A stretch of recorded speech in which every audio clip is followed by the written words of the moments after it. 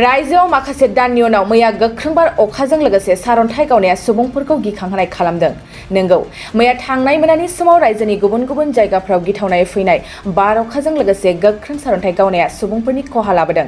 मिथिनो मोननाय बादिब्ला जायगा जायगा बार अखा आरो सारन्थाइ गावनायनि गोहोमजों 4 सुबुंफोरनि जिउ खहा जादों। बङाइगाव, मंगलदै आरो सातगावआव गिथावनायै सारन्थाइ गावनायजों 4 सुबुंफ्रा जिउ गोमादों। बेनि अनगायैबो रायजोनि गुबुन गुबुन जिल्लाफ्राव गोख्रों बार अखा फैनायजों न'-बां आरो बिफां-लाइफांफ्राबो खहा जानाय खौरांखौ मिथिनो मोनदों।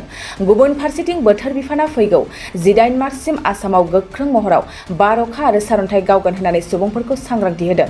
मख'नो गोनांदि बोसोरै आसाम रायजोआव बार अखाजों गोबां सुबुंफोरनि जिउ गोमानाय आरो न'-बां खहा जानाय नुनो मोनबोदों।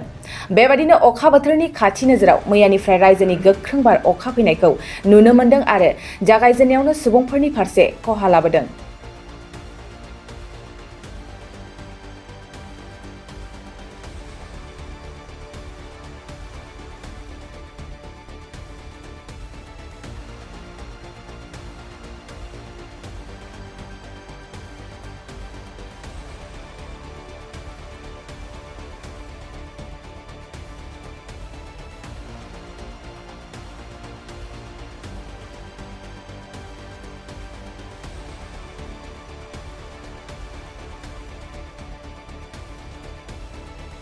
नैरोजा 23-24 सोलोंथाइ बोसोरनि थाखाय गोदान मुं थिसननाय लानानै फैदों बड'लेण्ड एकाडेमि फरायसालिया।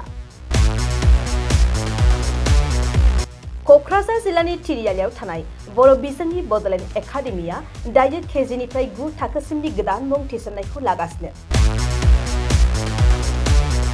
बड'लेण्ड एकाडेमियाव गुन गोनां सोलोंथाइ होनायजों लोगोसेयैनो नोंथांमोना बे फरायसालियाव थानाय जानायनि हस्टेल खाबुखौ मोननो हागोन।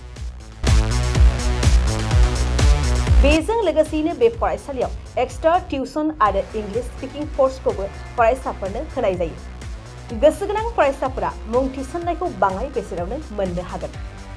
बेनिखायनो बड'लेण्ड एकाडेमियाव फरायसा एबा नोंथांमोना मुं थिसननायनि बागै मिन्थिनोब्ला नैबे मबाइल नम्बर 9101488399 नङाब्ला थोंजों फरायसालियाव थांनानै खौरां लाहैनो हागोन।